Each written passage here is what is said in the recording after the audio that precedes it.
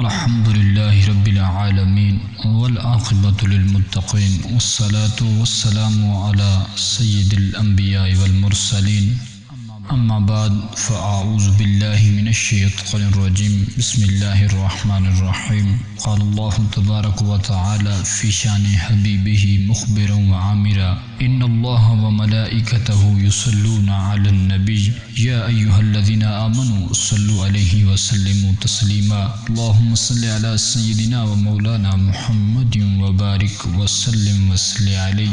احباب ذی وقار، حمد و صلات کے بعد تمام معزز سامعین کو السلام علیکم ورحمۃ اللہ وبرکاتہ۔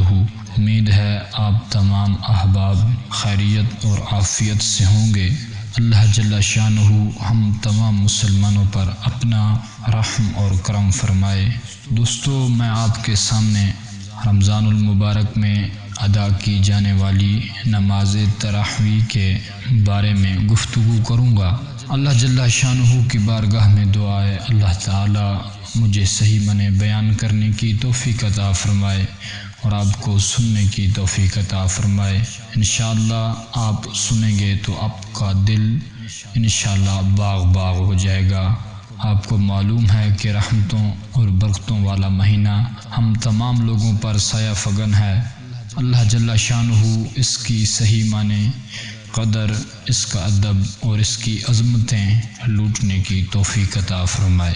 احباب ذی وقار، حضرت علی بن ابی طالب سرکار رضی اللہ تعالی عنہ سے مروی ہے، آپ فرماتے ہیں کہ نبی اکرم صلی اللہ علیہ وسلم سے سوال پوچھا گیا نماز تراویح کے فضائل میں جو رمضان میں ادا کی جاتی ہے، تو نبی پاک سرکار صلی اللہ علیہ وسلم نے فرمایا کہ بندہ مومن یخرج المؤمن من ذنبہ فی اول لیلۃ، کہ پہلی رات میں جو بندہ نماز تراویح ادا کرتا ہے اللہ تبارک و تعالی بندہ مومن کو گناہوں سے اس طرح نکال لیتا ہے جیسا کہ وہ اپنی ماں کے پیٹ سے پیدا ہوا ہو۔ یعنی کہ جس طرح بچہ پیدا ہوتا ہے اپنی ماں کے پیٹ سے، اس پر کوئی گناہ نہیں ہوتا، اسی طرح اللہ تبارک و تعالی پہلے دن کی تراویح پڑھنے والے کو تمام گناہوں سے نکال کر اس کے تمام گناہوں کی بخشش اور مغفرت فرما دیتا ہے۔ فی لیلۃ الثانیۃ،